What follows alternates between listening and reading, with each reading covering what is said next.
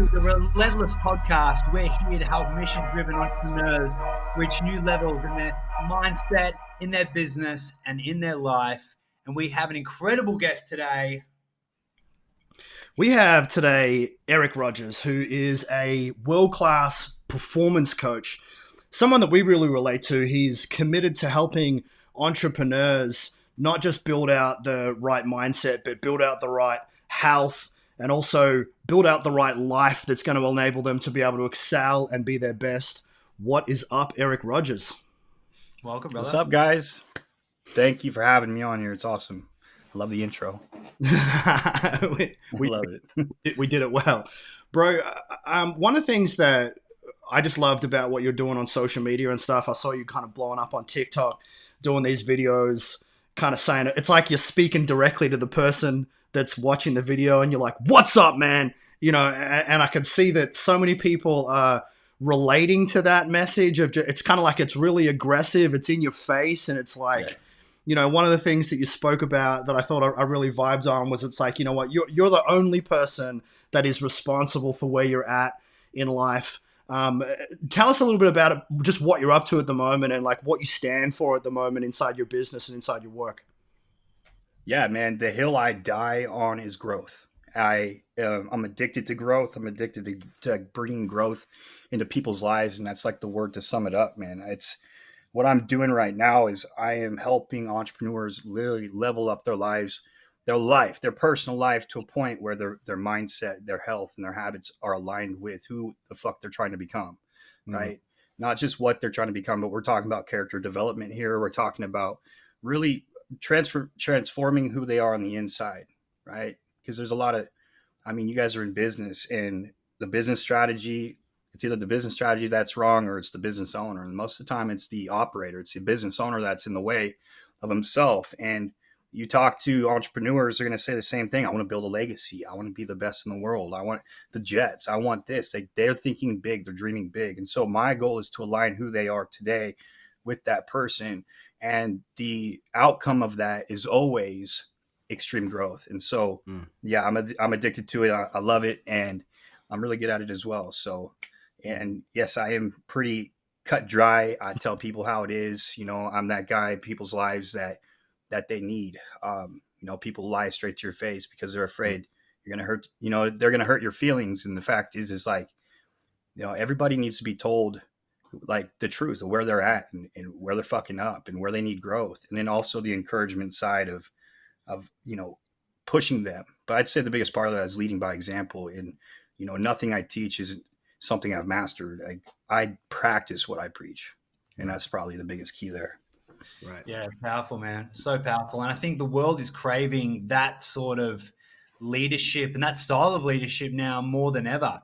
I think people are really responding to that direct uplifting mentality, and it's awesome to see you do it. I'm curious, man. I mean, you sound like you have a similar drive to me and Matt, and you think big, and you've got this sort of internal fire that's burning to grow and improve. Let's go back to when you grew up, and how did you start to, I guess, forge and develop that hunger and drive to be someone who's a force for good in the world? Yeah, man. So I grew up in an extremely aggressive household, and I love it because I could look back at my past and say, oh, here's what was all fucked up. And, you know, here's what went wrong and blame it on them. But the truth is, it's like, because my environment was hard, it was dark, it was harsh, it made me who I am. And there's nothing I would have changed. Right. And so like just taking it back to the age of 7, I grew up in a good household. My family, you know, they went to church, they good people, you know, and nothing really wrong from the outside. If you go ask my brother and sister, like how their childhood was, they'd say it was fucking amazing. But my perspective was flawed. And the reason why is because at 7 years old, I was sexually molested by my Sunday school teacher. And it broke me, right? You can imagine what that would do to a 7-year-old. And it's a secret I kept up until earlier last year. And you know, it held me back quite a bit, but what it really turned into is massive behavioral problems, you know, addictions, running from pain. I was a drug addict for 16 years. And I'm not just talking about smoking weed. Like it started with pills at the age of 8. Like stealing the mom's pills, right? And then it turned into just drinking as much Robitussin as I can just to, get through the day. Wow. And the reason why it got worse and worse and worse is because those behavioral changes caused a lot of turmoil in my family. And my dad was a disciplinarian. My dad was a Folsom prison guard. I don't know, you guys are in Australia, but most people know of that prison in California. Right. It's high security. A lot of stories from there. Johnny Cash was in Folsom prison, and my dad was a guard there for 35 years. And he grew up in an extremely tough childhood. So he's a tough guy. My dad's a tough guy. He's a warrior. He's got the same, I could say genetically that's part of it. But he didn't like it. Right. And so I grew up feeling like not really listened to, accepted. I couldn't really tell them what was going on, but I just behaved bad. And it caused a lot of, there was a lot of physical abuse. There was a lot of emotional abuse growing up. There's a lot of, your brother and sister are this, and you're a fuck up, and you're a pussy, and you're never going to amount to shit. And so I just kept putting drugs in my body every day. And it turned into the age of 17, getting caught with cocaine. My dad's like, he threw my shit out. He said, "You're done. Never want to see you again. Don't call your mom. Don't call your brother and sister. You're done." So I got kind of like kicked out on the street, 17 years old. That night, I found a place to sleep, and it turns out this guy was a methamphetamine addict. Well, that was my first night trying methamphetamine, and I became extremely addicted to it within the next few months. And I was that guy on the side of the street, yelling at cars, hallucinating, not sleeping, not eating. I got down to like 125 pounds in weight, extreme psychosis, schizophrenic thoughts, all of it. I was that guy. Like I remember a time I was picking white rocks out of the asphalt, trying to smoke them. And I was lost, bro.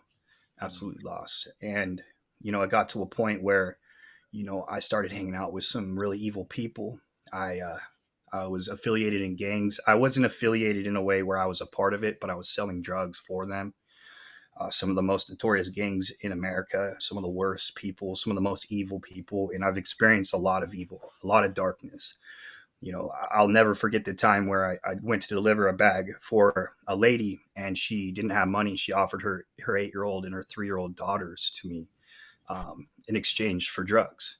And it sickened me, bro. It sickened me. But, this was the life I'd chosen. Obviously, I didn't say yes to that. And I ended up calling the cops later that day anonymously. But that was the life I was living.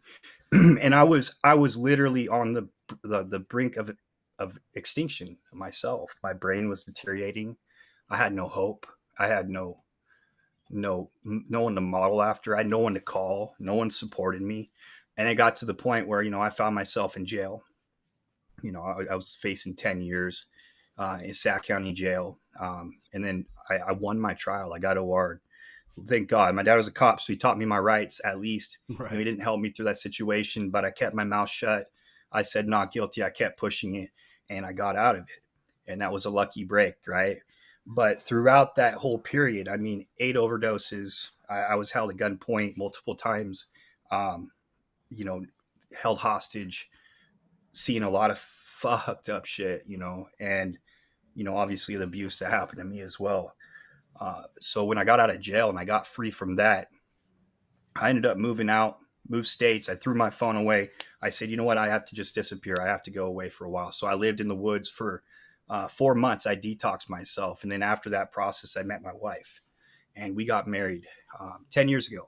But about 4 years into the marriage, when my son was 1 year old, I was still doing shit, man. I didn't fix my life. I just got off the hard shit. I was doing okay, but I started going back down that road, and really it was just escaping my pain. All this shit I dealt with, it was just who I was, right? At that moment, it's who I defined myself was. All those things my dad called me, I called myself that.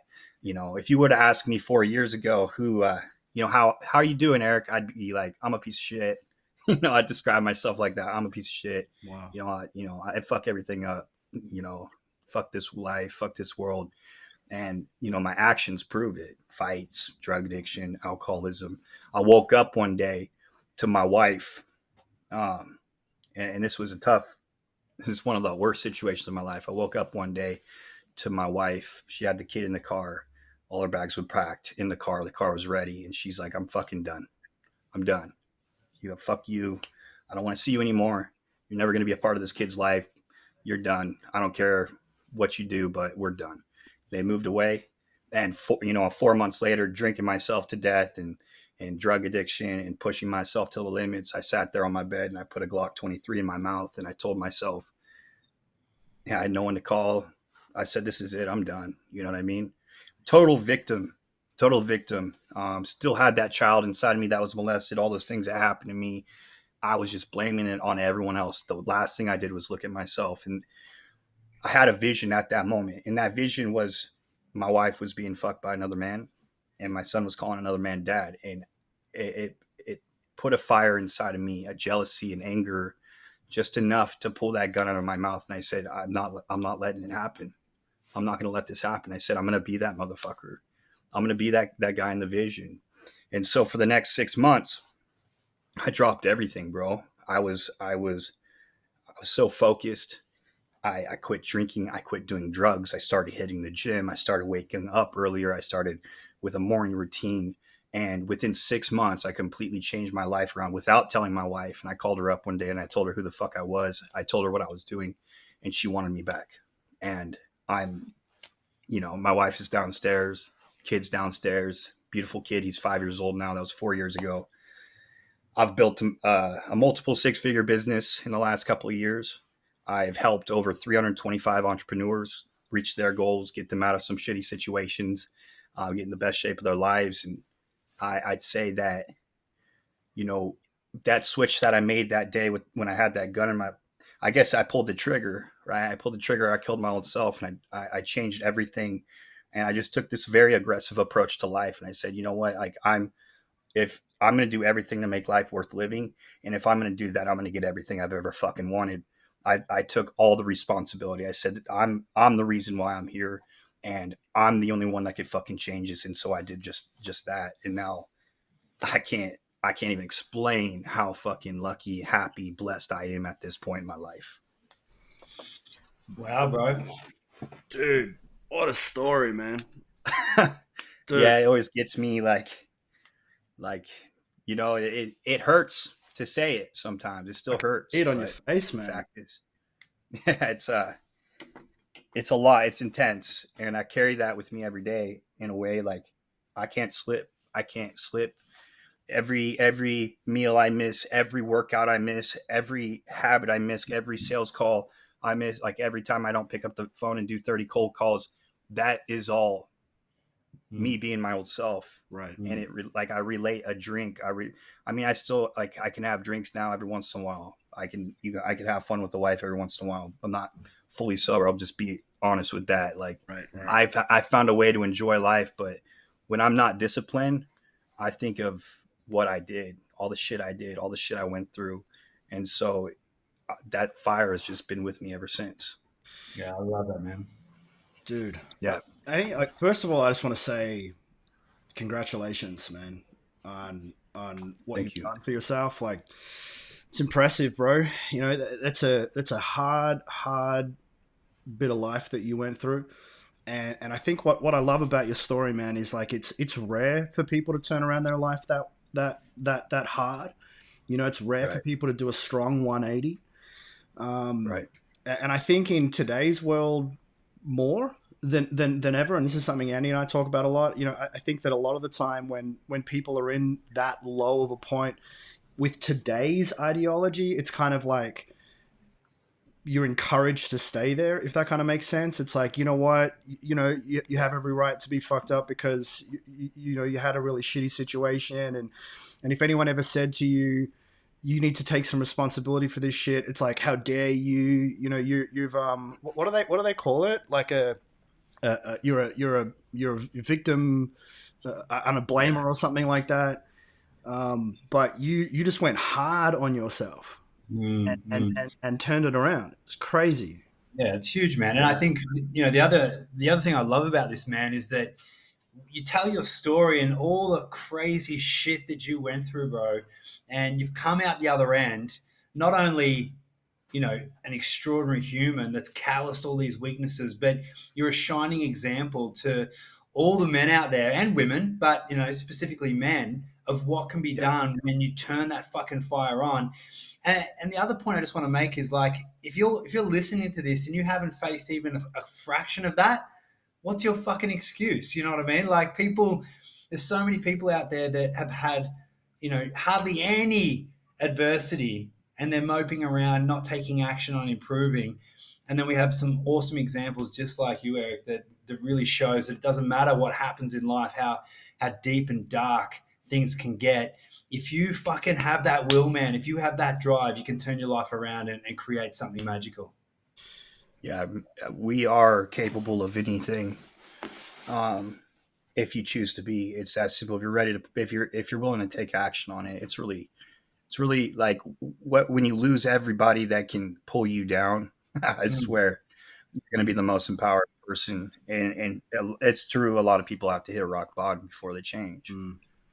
Yeah, man. Not everyone, but most people. It's one of the things that I wrote down. I've got like a page of questions that I want to ask you, but I think that it kind of stood out to me that in your story, it was bad. It was real bad. It got worse. Then it kind of got a little bit better. You met your wife, so there's a bit of a light at the end of the tunnel. You had a boy. That's going to change you a little bit, but it still wasn't enough. And then you hit rock bottom. Do you think that if you didn't hit rock bottom, like if you weren't faced with the reality of the consequences of your decision making, like the consequences of your actions, that you wouldn't have changed? And the reason why I ask that is because I think that especially in today's world, I think a lot of people don't face the true consequences of something. Like, it's kind of like, oh, it's not that bad. I can kind of get away with it. And then you hang around some people and they go, yeah, it's not that bad. You can get away with it. Do you know what I mean? It's just like, man, when I go to pubs here in, I don't know if you call things pubs? Do you have pubs in America? Well, we have some pubs. Yeah, we have all of them. Some pubs? So very diverse here. So we go to like a pub in Australia, and all the business guys are doing cocaine in the toilets. It doesn't matter where you go. Like, I'm always, really? Yeah, always. And it's like the culture, like the guys that play football doing cocaine in the toilets, like in dinner and stuff. It's just normal. And I think that if you're around a culture that just says, yeah, it's okay, don't worry about it, it doesn't matter. And if no one cares about you enough to say, dude, you need to stop that. Have you thought about what's going to happen in 5 years' time when you're alone and no one's going to be around you? So yeah, do you think that if you didn't hit rock bottom, you wouldn't have made a change? Did you need that kind of like depth of pain to reflect and then make the change? I did. I absolutely did. And I think that the biggest problem, like what you were saying, is that we are allowed to stay in a comfort zone and it's the reason why I coach the way I coach, because if you don't tell people the fucking truth, then they're never going to change. Right. And so a lot of people, like if my wife just enabled me and stayed with me and let it be okay, then I'd still be that person. And I'd probably end up dead eventually. So I know I call her my hero because it's true. Like if she didn't pick her shit up and leave and every one of my support systems said, we're fucking done with you, I wouldn't have been able to face myself. You know what I mean?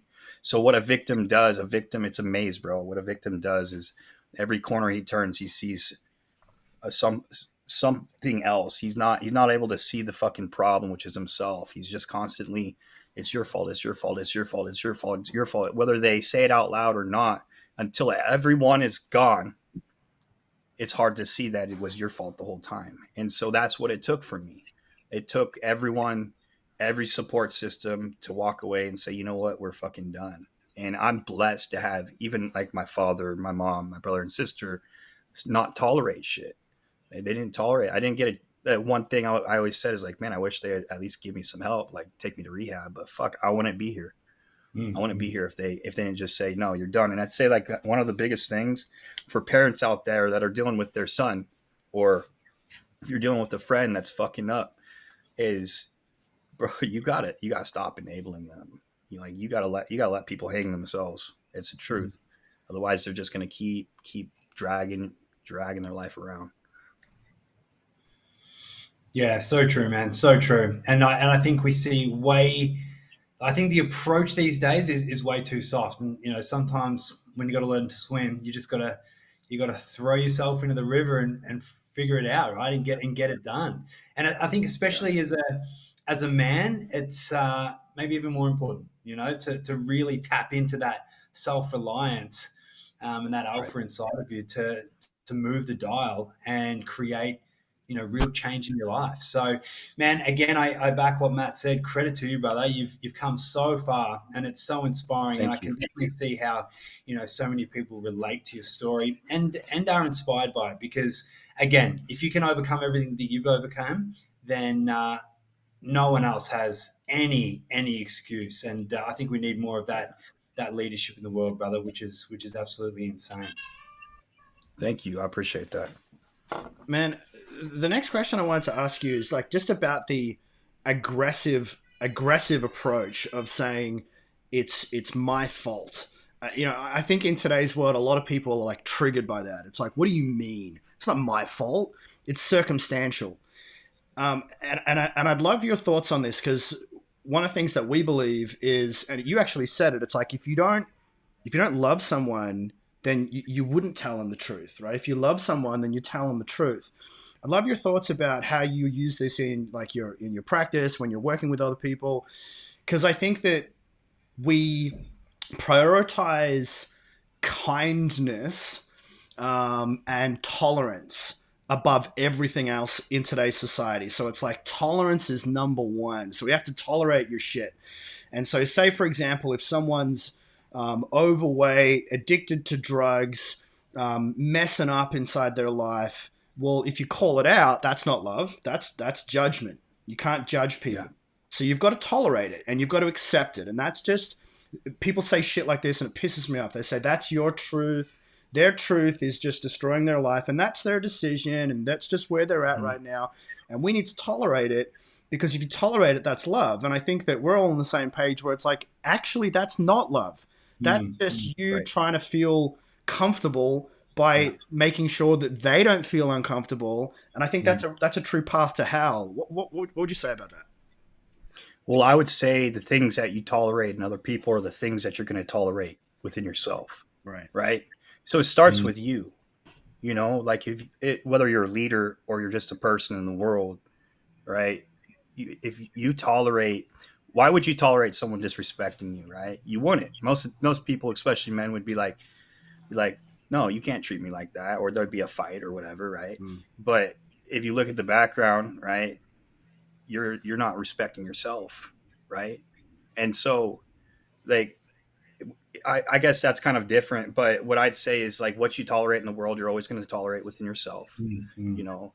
And it starts with you. Like in order to be a good leader, right, you have to set the standard for mm, yourself, right? And then the cool thing about it is like I say it like this: if you become who you needed in your darkest times, people will follow, people will respect you, people will listen, and that's because like you've tapped back into that child and you healed that child and you decided you look back and you're like who did I need, right? Who would have, if someone were to come and help me out in those darkest times, I probably wouldn't have had to go through all of that. And that's kind of like I believe everybody's purpose in life. But when you get to a level where you develop yourself as a high value man or a business owner or a leader and an influencer, like there's a point where you have a fucking duty, right, to lead the world in the right direction, which is going to be the opposite of what most people are comfortable with. mm, Because in order to change the what's normal, you have to do what's abnormal, right? So if everybody's acting a certain way, right, like a victim or let's tolerate people's shit or whatever, you already know like the problem is the example, it's the model, it's the leadership, it's what somebody tolerated, whether it's our government, our families, our parents, they tolerated that behavior and that became your normal. And so my approach to things is looking at things in an aggressive way because it's the one thing this world doesn't do, mm, right? It doesn't attack things, approach things in an aggressive way. And I'm not saying it out of like anger. I'm not saying it out of like hurt or resentment, but it's out of love. An example, number one, right? And the reason why I could say it fucking works is because it worked on me and Mm. myself. Yeah. And I also use an approach called compression over compassion, right? So there's two types of people in this world. There's people with bigger egos, and there's people with low, low egos. And you could tell absolutely right off the bat, just having a conversation with someone, where they are in that space. But somebody that has a higher ego is going to need more compassion rather than someone that has a low ego. You can really use compression on them. So not every client is treated the same in that regard. Like if you yell at, I'm not saying yell, but if you're real and direct with a client that has a really big ego, he's going to crumble and walk away, right? Really, the reason why he had an ego is because he didn't get the compassion he needed as a kid. Right. And so he had to put himself in a place and hardened shell. But your goal as a coach or a leader is to reach that child through what he needed when he was in his darkest times. Does that make sense? Yeah, man. Completely powerful, bro. Completely powerful. Man, I wanted to ask you a question about confidence and sort of where you are now. And obviously, clearly now you're confident. You have, self-respect. Everybody respects you. It's such a incredible evolution and transformation that's taken place here. And, you said a few things before about you killed the old you. Like you're in your darkest place. You had to kill the old you. And you also described a point in your life where you said you're a piece of shit and you clearly didn't respect or love yourself at all. And I guess people watching, if people are stuck in a spot and they can't see themselves improving or, hitting $100,000 a year or $1 million a year or creating the life of their dreams, they've definitely got some limiting beliefs and they've definitely got some confidence issues. And so I'm really curious as the process that you went through to rebuild your confidence from someone on the extreme end who would describe themselves as a piece of shit to now being, a world-class leader. And also how can our listeners then tap into that process and apply it to themselves? Yeah. So for every negative habit, negative mindset, or negative emotion, there's a positive opposite action that you can take to reverse it or replace it. That's a rule that I've created within myself and my business. And what I mean by that is, let's say you deal with self-doubt, right? Well, you can't just believe in yourself. You can't just wake up and be like, oh, I'm great now, right? It takes action. So what's the opposite of self-doubt? What's the opposite action of self-doubt? It's speaking out loud as self-affirmations. And so this is why I believe the morning routine is very important up until a point where you don't need it. I don't think, I look at millionaires, some of them say, I just wake up and get to work. It's probably because they've dealt with all the things that allowed them to be in that position, right? Your morning routine should work for you. So whatever you're currently struggling with mentally, habit-wise, or emotionally, the opposite action should be your morning routine. So like for a client that has self-doubt, right? We're speaking I am statements every morning. We're speaking them out loud with intention and emotion. And I don't know if it's a law, but it's a rule of neuroplasticity. So neuroplasticity says that whatever we repeat, we become, right? We're creating neural pathways in our brains, and it becomes a habit. So me calling myself a piece of shit over and over and over again actually made me believe it. And then I started to become it, right? My reality reflected my words, my self-talk, my thoughts. And so in order to break that, I have to start telling myself that I am good enough. I am confident. I am successful. I am great. I am the world's greatest transformation. I am a badass motherfucker with intention and emotion, right? Because you can't be robotic. It has to mean something. And I just made a post about it the other day. I said, sometimes you just need to stand in front of the mirror and swing your dick around and pound your chest and call yourself a man. You know what I mean? Like you got to just do it. Like, and so people have said that is like, there's a controversy saying like, that's faking it till you make it. No, it's not, motherfucker. God made you great, right? You have that in you. It's just the fact that you don't notice it yet. And that's the biggest problem is like people say, well, I'm not those things. Like, so I don't believe it. No, that's not the point. You are those things. You were from the beginning. You just chose not to act like it. Right. And so what you're doing with those self affirmations is you're pulling it from the inside out. And it's also reprogramming your brain to believe it because it's something you repeat constantly. And so within about 4 months of doing that, man, my self-talk went from I'm a piece of shit to I'm doing great. I'm a good person. I'm successful. I'm confident. I'm disciplined, right? And that's actually the identity that I was acting on after that, once I believed it. Yeah, and I think, as you said, you've got to back that up with action. I think that's the thing that I always misunderstood about affirmations is I Right. think about them just as like, okay, so I feel like shit, and then I'm just going to be like, life is good, life is good, life is good, life is good. And then you look back and you're like, it's shit. It's not. It's not good. This is just something that I'm saying to myself. But when you then put in the effort to back up what you're saying, I think that whenever you make a statement about yourself, it's like an invitation to then go out and create that thing, to go back Right. it. And because if you say something about yourself and then you don't back it up over a period of time, then your brain just calls you out and says, Yeah. you're not those things. You just say those things. One of the things that I think about a lot with coaches, a lot of coaches talk about imposter syndrome, right? So it's kind of like, I'm working on saying that I'm these things, but I feel like an imposter, and I just actually think that's feedback, right? Like if you feel like you're an imposter, keep on going until you've realized that you're not, through the action of creating yourself, because eventually you have to acknowledge that you are some of those things. You have to. They have to come to fruition through the action. But if you're just sitting there with like that magical thinking, like I'm just gonna, if I say it, a lot of people say to me, I'm good at manifestation, and they're broke. I'm like, well, manifest some money.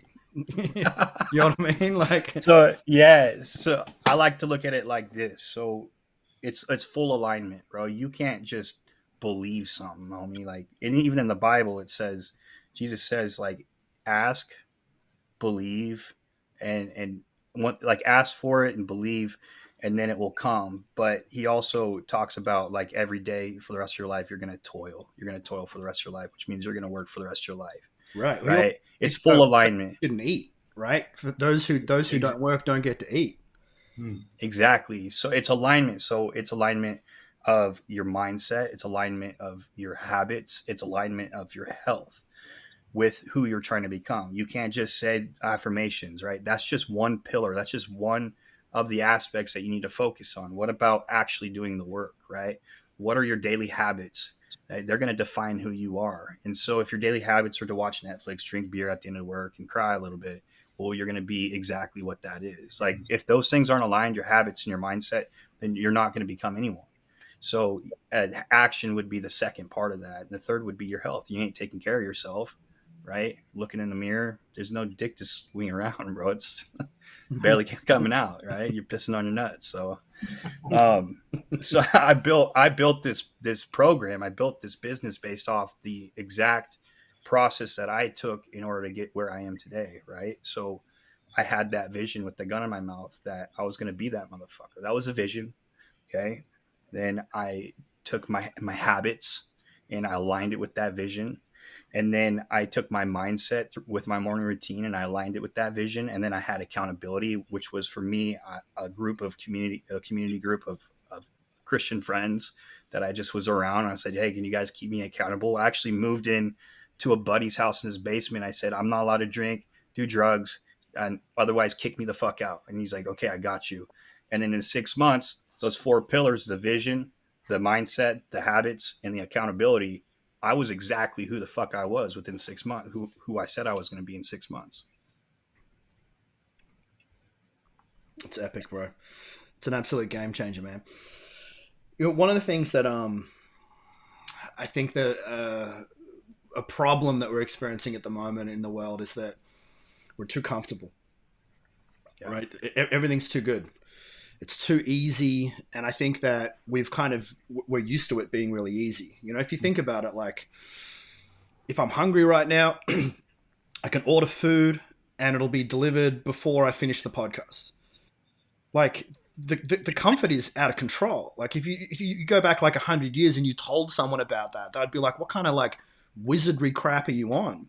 just the fact that we're surrounded by opportunities to be healthy. We're surrounded by, we've got education available to us now more than ever. We can access more opportunities to be able to be healthier, to be more connected. We can access information about great relationships now more than ever. We've got so much around us. But I think that part of that is negative because if you go back to, say, like the 1950s at least, or even like the 20s, like everyone had to earn everything. Everything was earned. You go back to the times of the Bible, like everything was earned. And now you've got instant gratification and you don't really have to earn shit. And I think this is why people struggle with addiction so much, is because they can just click a button and just get like these mad hits of serotonin, and they don't have to do anything for it. One of the things that I think is quite important to face is that life is actually quite hard. And it's nearly like every time we say that, I think it's an unpopular message and people don't want to listen to it. They want to go, like I did a video just the other day about hustle culture. And I was just saying, people say hustle culture is bad. You shouldn't hustle. And it's like they flipped to like everything should be in flow. And I'm thinking, like, can you deadlift in flow? Can you give birth in flow? Can you be a parent in flow? Like, no, you can't. You have to hustle, and you have to balance these things. But I think when you face that life actually is pretty damn hard, and then you decide to then become as hard as life requires you to be, then you can handle it. But if you're like, no, it's not hard. It's not hard. That's just a mindset. That's just the way that it is. Do you come across this a lot in people? Like, do you find that like the truth of the message that, what, it is hard, that it's helpful for people to be able to hear that and to be able to kind of adapt instead of just be like, no, like give me the nice message, man. Just like tell me that I'm okay the way I am right now. Do you know what I mean? Love me for who I am. Don't make me change. That sounds hard.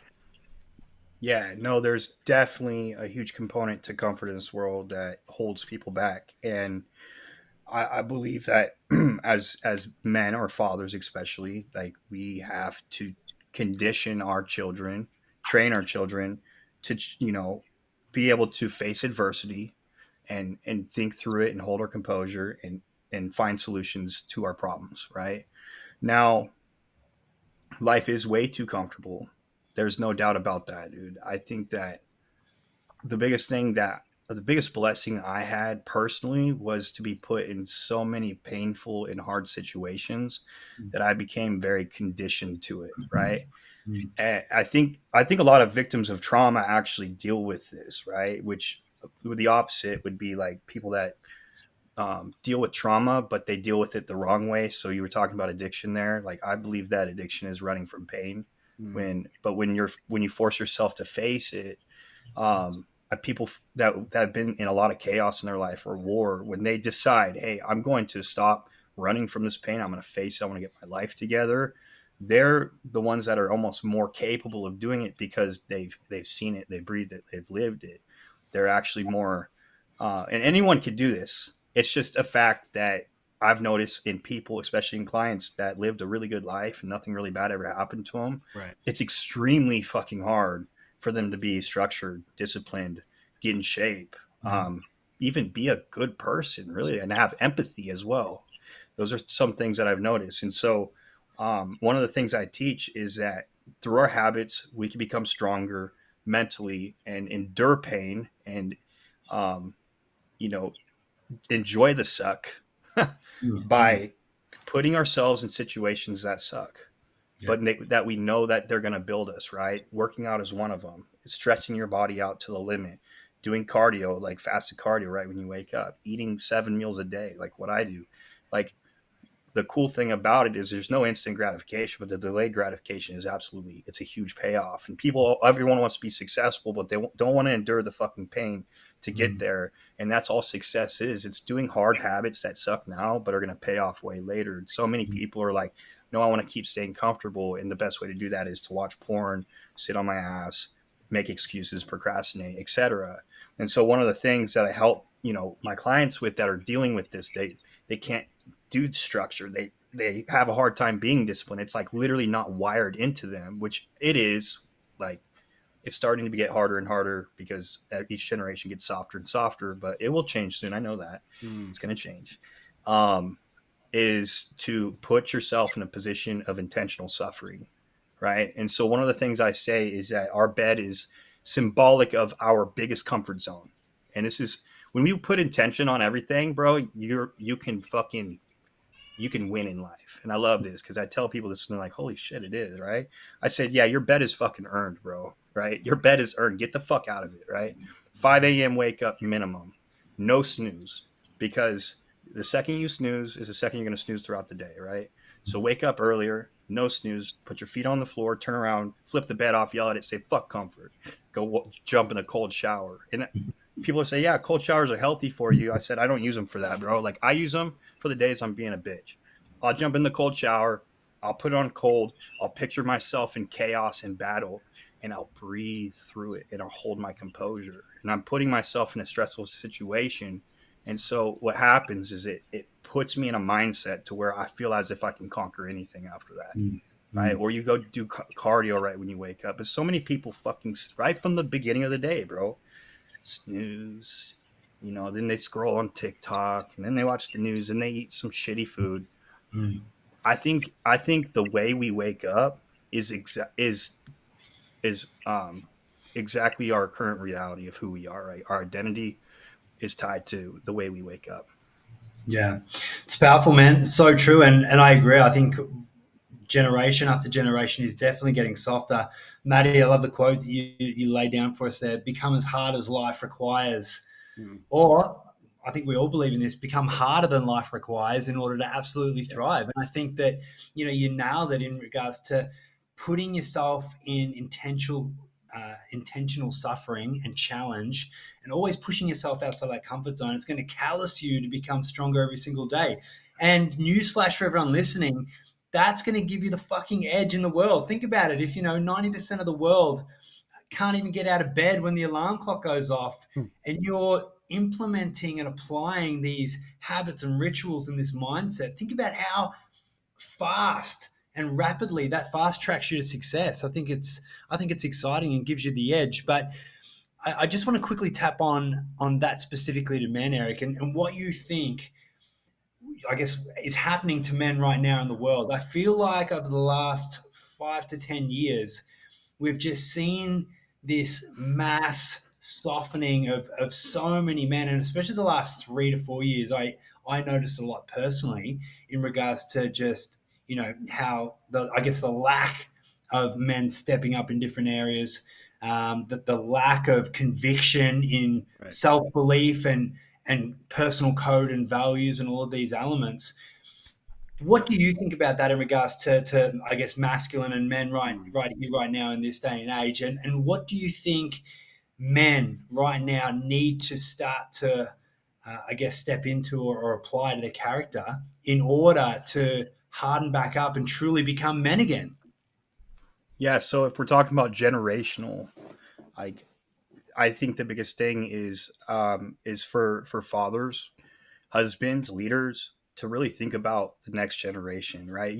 People say, I want to leave my legacy. Well, you need to start with your fucking kids. You know what I mean? Because one thing I can get from my dad, like, actually the only thing I can get from my dad is like, dude, he taught me discipline, right? My dad taught me to be disciplined and take pride in my work. That's really the only thing that he gave a fuck about. But one thing my father did, even though there was a lot of bullshit in my childhood, I called him one day and I said, thank you, but fuck you. You know what I mean? He's like, what do you mean? I was like, thank you for all the shit that you taught me. Fuck you for all the shit you put me through, because it made me who I am. And fuck you for all the shit you put me through, because it was sucked, but I love you, right? And it was powerful because my dad, and I tell him all the time, I said, dude, you made me fucking different. He was like, it was warrior training every day, bro. Like, I watched my dad wake up early as fuck every single day at like 4 a.m. before we even woke up. He was already gone. He'd go to the gym in the garage, he'd work out, and then he would ride his bike 30 miles to Folsom Prison. And he'd go work at Folsom Prison for 12 or 16 hours. He'd ride his bike home back, and then he'd work on the house at night. He'd be building the downstairs at night. Never saw my dad take a sip of alcohol. And for like the kind of abuse he had, it was kind of trippy. He wasn't a drunk. He was very sober the whole time. But I just saw discipline. I saw work ethic. And I think we don't need a fucking leader. We need a model. I'd say that's the biggest thing. In this world, we need a model. We need someone to model after. And I think that's why men are attracted to me. And a lot of the time they get on a call with me and they're like, I'm like, what do you want? And they're like, I want to be like you, bro. It's like, I want to live the lifestyle. Like, you're extremely disciplined. And it's like, there's no shit. Everyone respects you because of it.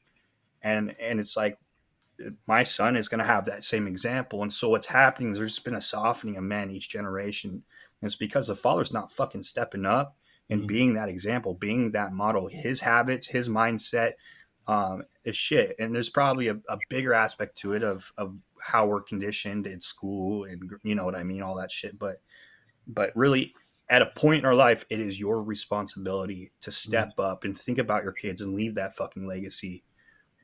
Which I believe legacy has nothing to do with money. It has everything to do with identity, character, morals, ethics, work ethic. You know what I mean? Yeah, 100%, man.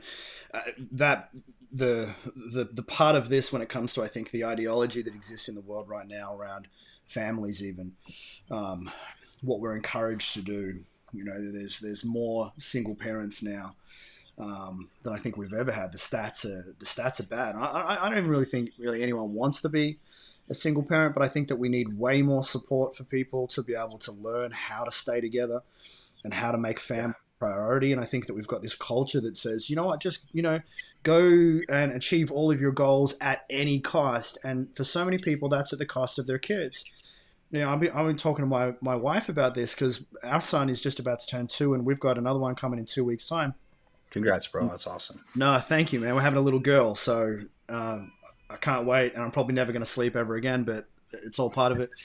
And I was saying to her, I'm like, it's our responsibility to not F this up. It's the most important goal that we have. Everything is secondary to being a demonstration for these kids. And that means we have to sacrifice stuff. We have to put things to secondary for now.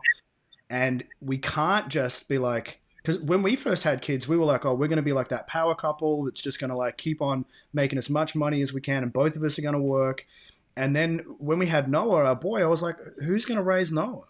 Who's going to be there to teach him who he needs to be? What are we going to do? Just send him to school?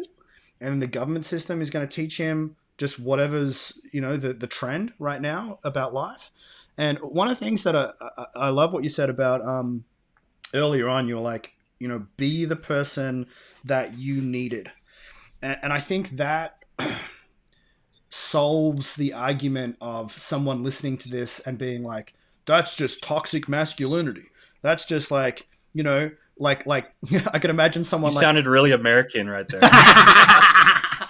I've been practicing. I've been working on that accent. That's good. Getting ready for it. I like it. But like, I could imagine someone editing this and just being like, just taking the bit where you said like, sometimes you just got to look at yourself in the mirror and throw your dick around and just be like, Eric, that's who he is. That's what he stands for. Toxic masculinity. He's an asshole. And I think that there's I'll take it. Yeah, that's it. And I think there's the humor in it, but the real love is, you know, you got to be who you needed. And none of us had perfect childhoods. So let's not just blame our families for everything and just stay victims. But then the next step is, and I think this is the hardest bit, is you need to get your shit together so then you can be who your kids need you to be. And I think that's the ultimate in responsibility. So you don't fuck that up. Right. And then teach them who they need to be for their brothers and their sisters and for their kids. So then they can actually be great members of society.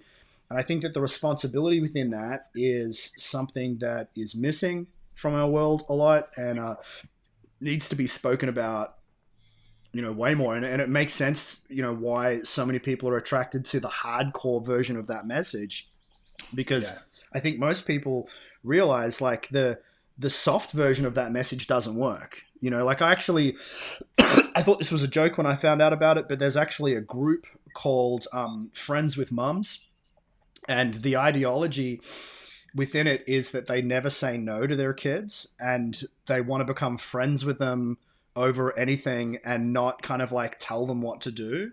So the kids don't have boundaries and they're just like rabid little freaking crazy people that just like spit at their parents and stuff, and it's like, that's okay, they're just expressing their emotions. I thought that was a joke when I heard about it, but it's true. And it's just crazy the direction I think that the world is going in. And I think, yeah, we need way more encouragement of the importance of Yeah. leadership and modeling. Yeah, I think the missing link is self-responsibility. The only thing that saved my marriage was me saying, this is all my fucking fault. And I hear a lot of people say, like, hey, my wife doesn't do the dishes or take out the trash or whatever, clean the house. It's like, the only reason your fucking dishes aren't done is because you haven't done them. That's it. You know, like, why are you like, well, if you want the dishes done, just fucking do it. Like, why is that to cause a divorce, right? Why does that to cause a fight? Why is that to cause a separation in the household? And I think that's why everyone is so fucking separated in this world, is because we're not just sitting there and focusing on the one thing that matters, the one thing that we can fucking control. It's ourselves. And yeah, sometimes it's a kid that is put in our lives that makes us finally look in the mirror and be like, damn, I need to get my shit together. And that's great. Kids are good at that. But that shouldn't be the only reason why. It should be you, right?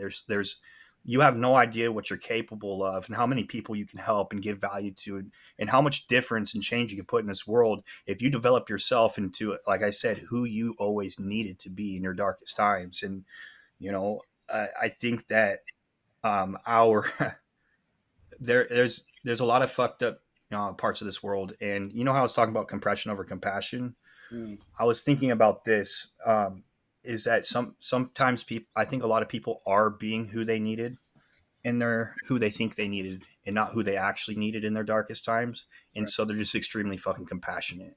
You know what I mean? Don't get me wrong. I have a lot of compassion for people, a ton. I love so many people, and I'm a great leader to a lot of people. And it's like, I'm not just all aggressive, but that's not compassion. You know, they're getting it they're getting it mixed up.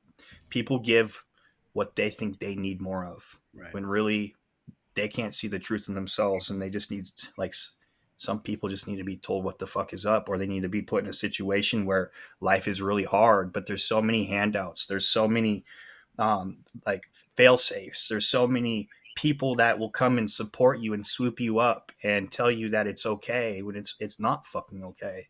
And this is what I love about entrepreneurship, is that I think that every man that decides he's going to build a business at one point realizes, wow, I am a problem, because he's not reporting to someone. No one's going to take the blame. It's all your fault.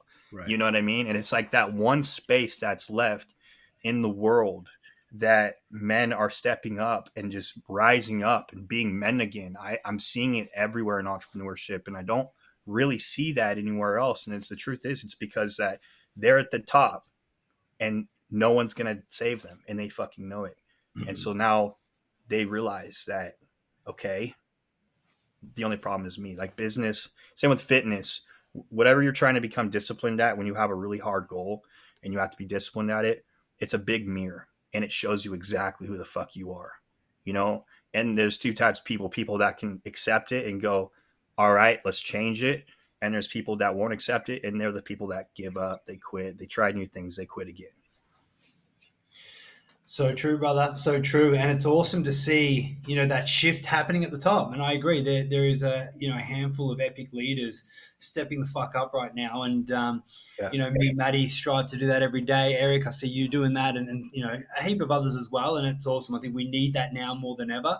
And I think we're needing a shift and change in men now more than ever, which is it's an incredible time to be able to serve and help others step up, in that regard. Now, man, we've only got a couple of questions left. We don't want to keep you all day, although we did commit to a 10-hour podcast, I know, but we won't keep you that long. But I did want to ask you, man, if you could turn back time, right, and you could, get in a time machine and go back to your 7-8-year-old self, or even your 16-year-old self, what are 3 lessons now, with all the development and growth and everything that you've gone through and you've learned?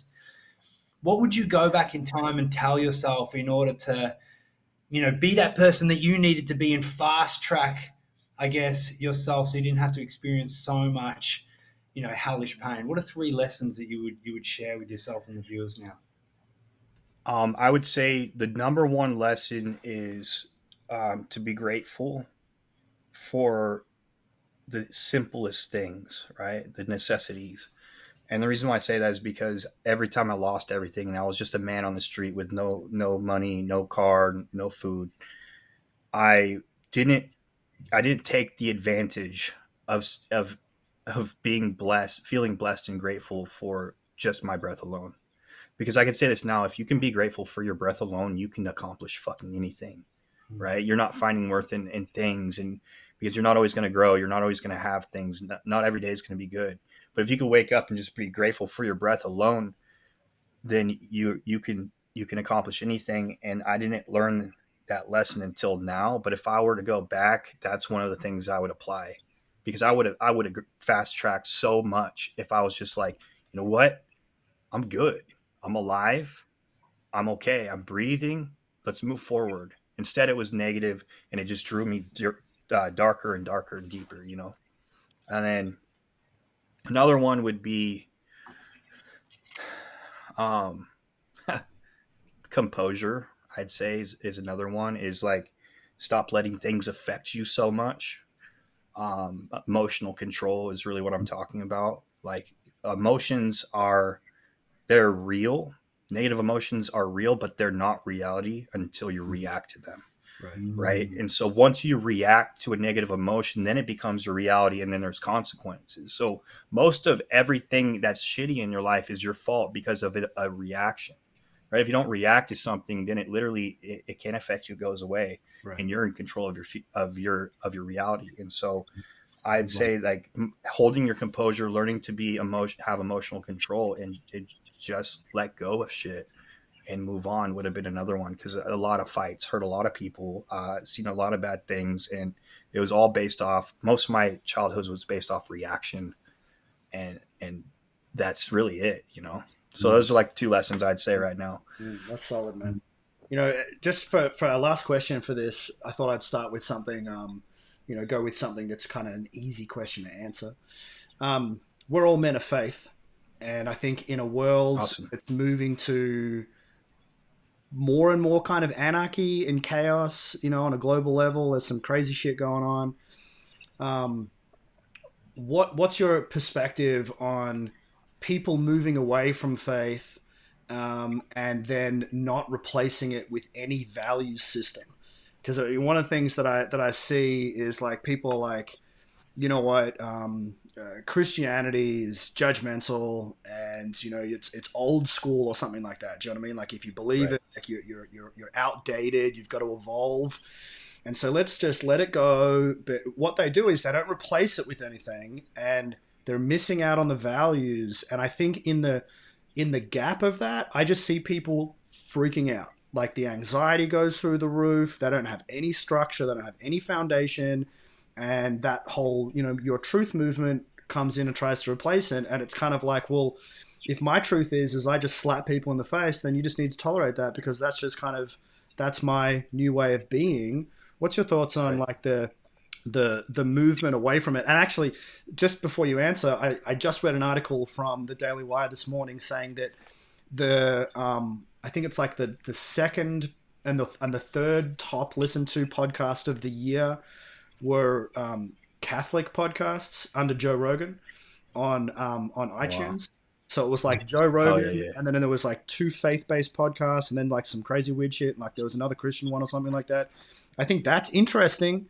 It's like Yeah, through the chaos, it is. people are searching. They're still looking for things. What's your thoughts on that, man? Man, I would say the only thing that actually matters is faith. I mean, because you look at life, in my beliefs, I really believe that our only job on this earth is to worship and serve God and his people, and to believe that there is a heaven and there is a hell, and to pick up your cross and give your life to Jesus. None of this other shit matters. And the reason why is because, have you ever heard of hell? Mm. It's a serious question. Imagine being tormented. I've been tormented. I don't know if you guys have, but I've been tormented quite a bit. And I've been out of breath. I've been choked. I've been drowned. I've seen some evil shit. And I could say this is that that's not something you want to deal with for eternity. And I have a really big passion for Jesus and God. And the reason why is because the one connection I made to my life now and Jesus and his walk of life and his disciples' walk of life was discipline. I truly believe that discipline is literally, it's just obedience to God. And if you look at all the prophets, the disciples, the one thing that they had in common, they were chosen by God. The one thing they had in common was that they were extremely disciplined men, Mm. right? And the message is, and Jesus was the most disciplined man that ever walked the earth. Perfect discipline, never faltered once, even in his mind, even in his thoughts. Now, one thing I've noticed is that tying that all together is that the more disciplined you are, the more God will show you his purpose for you. Obviously, it says that about every Bible in the story, every book in the Bible. And my end goal is to get to heaven and take as many people as I possibly can with me, because I think that's the only thing that actually matters. And it's like, if we're talking just like a moral level, just to be a good person and a valuable person is, if you don't have morals, man, like imagine the ripple effect on that, right? Like if you look behind me, I don't know if some people are just listening, but if you look behind me, these are all the clients that I've helped in the last 2 years, about 325 pins on this map. And some of the stories I hear from people is like, man, the things that you taught me, I've helped 5 people out. Imagine the ripple effect on that, right? And the greatness that brings to people's lives and the value it brings to people's lives, and the more secure it makes them feel and the more money they make or whatever. But look, like imagine the ripple effect on sin. You just see a negative post on Instagram get shared and shared and shared and shared and shared, and then something good just goes to shit, right? Like this it's just the positive side, and you're putting a lot of harm to the people on this earth, and not a lot of value when you decide I'm not going to have any morals, I'm not going to have any ethics. It's just, honestly, it's going to lead to destruction, not just eternally but in your life as well. And that's a path that I've taken in my life. And it doesn't end well, because one lesson I learned is that life is going to, God is going to teach you until you learn your fucking lesson. And if you decide I'm not going to listen, then your fate will be chosen for you. Mm. It's that simple. We're all So here for a purpose. yeah, man. So true. And again, a society without a strong value system and something to believe in is a society that's easily controlled and, like you said, on the path to destruction. So let's hope that more people step up and start to tap into what's true and develop and redevelop, I guess, their faith and their vision. Man, there's been so many good takeaways on today's episode. I want to say a huge thank you.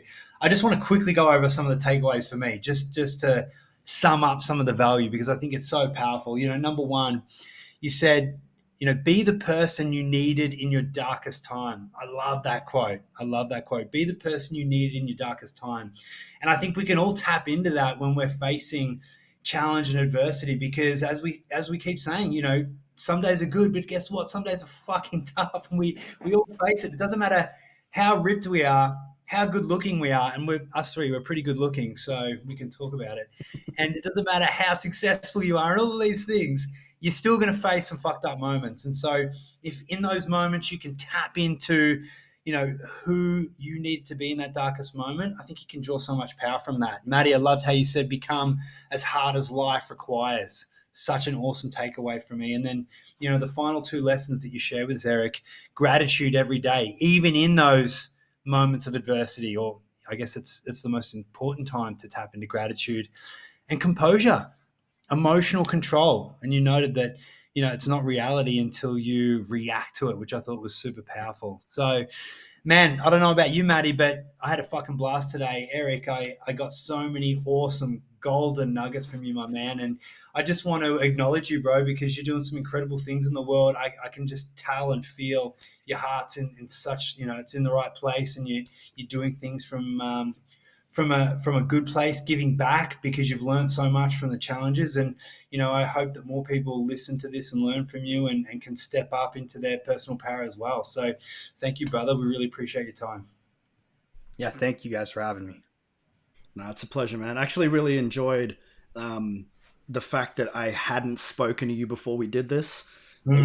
just to like hear your story from the beginning, it was fantastic, man. And for listeners out there, if you haven't started following Eric, make sure you follow him on I know you're blowing up on TikTok, you're on Instagram, and they can go to your website as well, ericrogers.com. Is that right?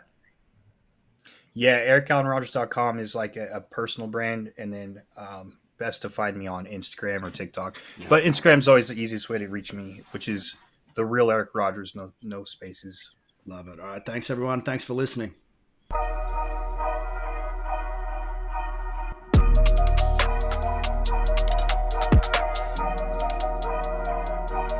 Rock that.